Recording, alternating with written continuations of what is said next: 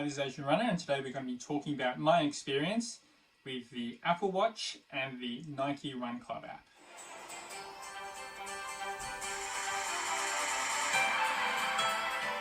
Hi, this is Asian Runner, and this is the channel where we talk about all things running, from running reviews of shoes, gear, and running experiences.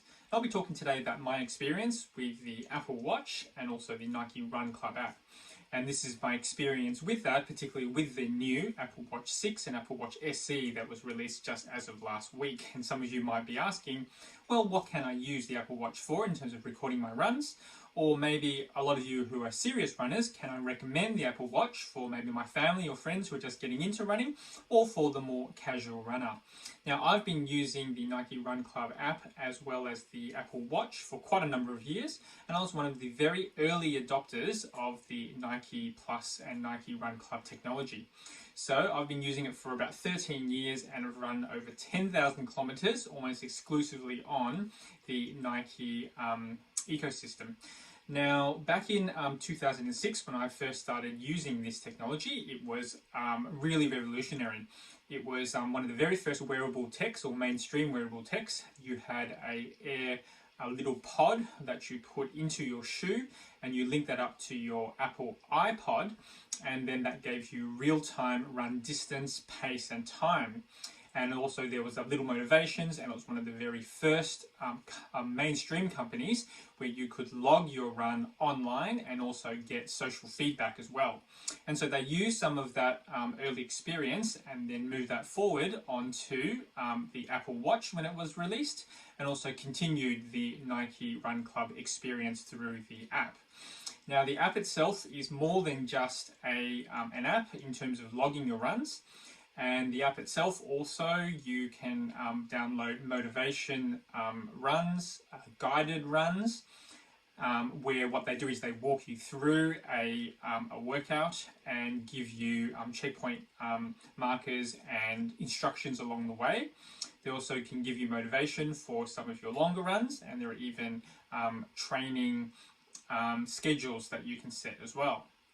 And this is really good, particularly for people who are new into running, or the more casual runner who incorporate a bit of runs into their experience. And so for a lot of you out there who are wondering, can I recommend the Nike Run Club or the Apple Watch for my workouts, then this I think will be a really good start, particularly for those who are just starting out in running, or for people who do maybe 2 or 3 runs per week. I also would recommend it particularly for the more casual runner who is running between maybe 5 or 10 kilometers, and even for those who might even be training for your very first half marathon. And it's really geared towards that end of type of runner. For the more serious runner though, there are many more pros and cons, which I'll get into. So on to some of the good features about the Nike Run Club and the Apple Watch. The first good feature is that this is probably a technology or something that you might have anyway.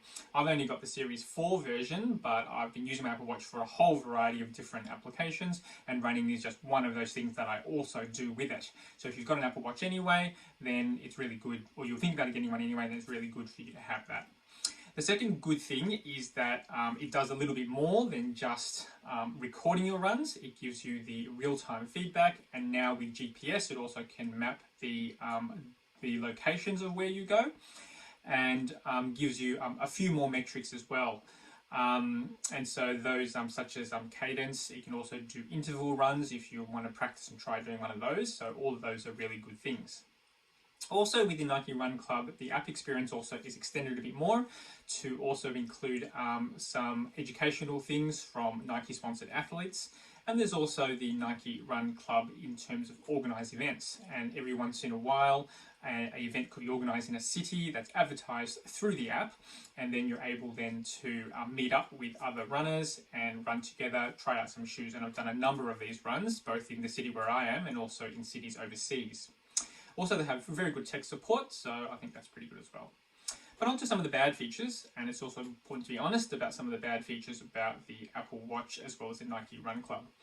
Now, first of all, for the more serious runner, someone who's maybe in a training program, then I think that you probably need more metrics and more feedback. Things such as O2 saturation, VO2 max are things which some runners really use.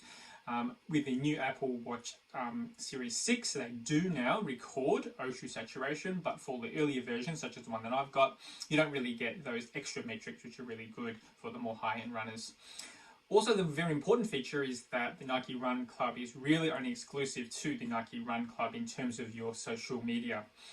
You have a lot of limitations into who you can share your runs with and who else can view your runs, and it's not compatible with other more popular online social platforms such as Strava, Runkeeper and other ones. Now there are some applications such as RunGap where you're able to export your Nike Run Club runs into other applications, but these cost money and they also don't work that effectively. Also onto some of the other really bad features, and that is the battery life of this watch. So the battery life of this watch is very, very limited, and you really can't be doing regular runs beyond the 15-20 kilometers and record it effectively with this watch. And that's just because the battery life is just limited because you're using your watch for other purposes and you pretty much can't use it for anything else. There's also quite a lot of limitations to who is on the Nike Run Club. Now, to be honest, there aren't that many people that are on it, and because of that, it really limits the amount of social interaction that you can have within the app. And the last thing is that the Nike Run Club app is really only for running, and it doesn't really log anything else, such as cross-training, maybe swimming or cycling.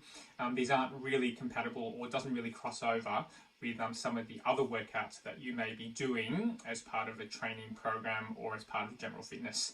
So that is a separate program altogether within the Apple Watch itself. So onto who I'd recommend this to. If you're a serious runner, you're probably not even going to consider the Apple Watch at all. You'll probably be using a Garmin or something else like that, which has longer battery life, gives you different metrics, and gives you a bit more of a detailed analysis and breakdown. For the more casual runner though, I think this is a pretty good alternative. It does what it's supposed to do, and it's pretty reliable. If you just run a few runs per week, or you are just working maybe up to a 10 kilometer or even a half marathon for your very first one, then this is pretty good. But you've got to know the limitations, and the limitations are that ultimately if you do progress and want to become a more serious runner, then a lot of your runs are going to be locked into the Nike Run Club app and the experiences, and you'll have to transfer them out in another format maybe in the future if you want to record it. So that's just my experience. I really hope that you're able to leave a comment. This is obviously open for discussion. I'd really like to hear your own experience, or whether you would recommend the Apple Watch for a particular type of runner or for particular groups of people. And as always, go Asian and go running.